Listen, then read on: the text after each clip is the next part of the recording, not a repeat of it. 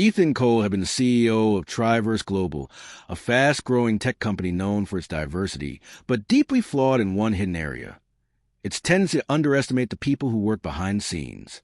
Ethan was tall, stern-faced, and carried an aura that made people straighten their backs the moment he appeared. Still, he believed he wasn't like the typical arrogant CEOs. He believed he was fair until the day someone proved to him just how blind he had been. Every morning at exactly 6:15 a.m., the same janitor pushed his cleaning cart through the glass lobby doors. A quiet man in his mid-40s, wiry built, with tired eyes but a gentle smile. His name tag read Luis. He rarely spoke more than a greeting, and when he did, his accent made the younger employees snicker behind his back. But Luis never complained. He just did his work diligently, polishing the marble floors, emptying trash cans, cleaning conference rooms long before the executives arrived. One Tuesday morning, Ethan arrived earlier than usual for an important meeting with foreign investors scheduled later that day. As he walked through the dimly lit hallway, he heard voices from the break room, multiple voices, but they all sounded like the same person. Curious, he stepped closer. Louis stood by the coffee machine, helping a new intern who looked lost. But what caught Ethan wasn't the act. It was the words. Louise was speaking perfect, fluent German. The intern, apparently German herself, looked relieved as Louise explained how to access the company portal. Ethan blinked, startled. When Louise walked away, he followed him quietly to the lobby. Something wasn't adding up. The next moment proved it further. A group of night shift security guards entered. Two were speaking in rapid-fire Mandarin, struggling to understand a malfunctioning door sensor.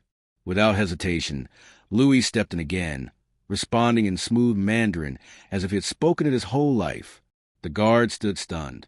So, did Ethan. Finally, when a delivery driver arrived, muttering in Arabic about a missing shipment number, Louis answered him as well, in Arabic. Ethan's jaw practically hit the polished marble. 3 languages in 5 minutes. He finally approached him. Louis, Ethan asked, trying not to sound shocked, how many languages you speak? Louis hesitated, as if embarrassed. 9, sir. 9. Ethan repeated, louder than he intended. English, Spanish, French, German, Mandarin, Arabic, Portuguese, Russian, and a little Swahili. Louis said quietly. Ethan felt a strange mixture of awe and guilt. And you're working here as a janitor? Louis smiled politely. It's the only job that didn't require a university degree or U.S. certification. The CEO didn't know what to say. All he knew was that those foreign investors he was meeting in 2 hours represented 4 different countries: Germany, China, Brazil, and the UAE. He suddenly realized he had an extraordinary opportunity. Luis, he said, come with me. Luis froze. Sir? I still have the 4th floor to clean. Consider it handled, Ethan insisted. Today, you're coming to the conference room. Word spread like wildfire through the office. Employees watched as the CEO personally escorted the janitor toward the executive suite. People whispered, some confused, some curious, some even annoyed. Why is the janitor up here? But Ethan didn't care. Inside the conference room, the investors arrived one by one. They prepared their translators, large files, and negotiation notes. Ethan cleared his throat. Before we begin, he said, meet Luis Hernandez, our language specialist. Luis turned red. Sir, But Ethan signaled him to continue.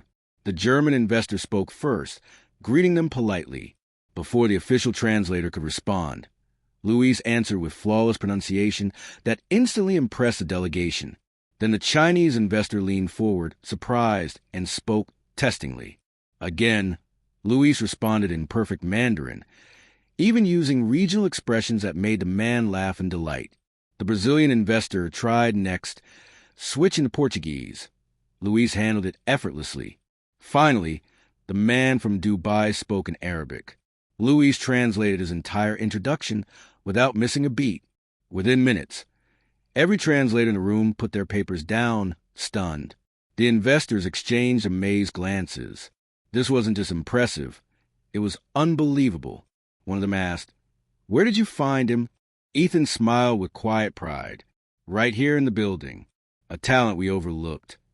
The meeting went smoother than any Ethan had experienced in his entire career. Misunderstandings vanished. Negotiations advanced quickly. By the end, the investors agreed to a partnership worth millions and credited Luis for his clarity and diplomacy. When they left, shaking Luis's hand one by one, the entire office had gathered outside the conference room, the hallway buzzing with anticipation. Ethan stepped forward, addressing everyone. "Today," he began, "I learned that talent doesn't always sit behind a polished desk. Sometimes it sweeps the floors we walk on, and it's our responsibility as leaders to recognize it." He turned to Luis. "From this moment on, you are no longer our janitor. I'm appointing you as head of multilingual communications, with a full salary, benefits, and a private office." A collective gasp filled the hallway. Then cheers erupted. Luis stood frozen, eyes glassy with disbelief. "Sir, I don't know what to say." "Say yes," Ethan replied warmly. Luis nodded, tears slipping down his cheeks. The entire office applauded him, many approaching to shake his hand, some apologizing for never seeing him beyond the uniform he wore. But the story didn't end there.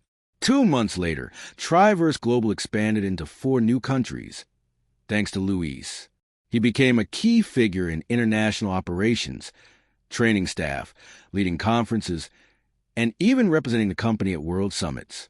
His journey inspired dozens of employees to pursue hidden talents they had left buried under fear or circumstance. One day, Ethan visited him in his new office, a bright space decorated with world maps and shelves of language books. "You changed the company," Ethan said. Luis smiled. "You changed my life." Ethan shook his head. "No, I just finally paid attention." And from that day forward, every new employee at Triverse Global learned one memorable truth. Never underestimate someone based on their job title. Greatness doesn't need a suit, it just needs a chance.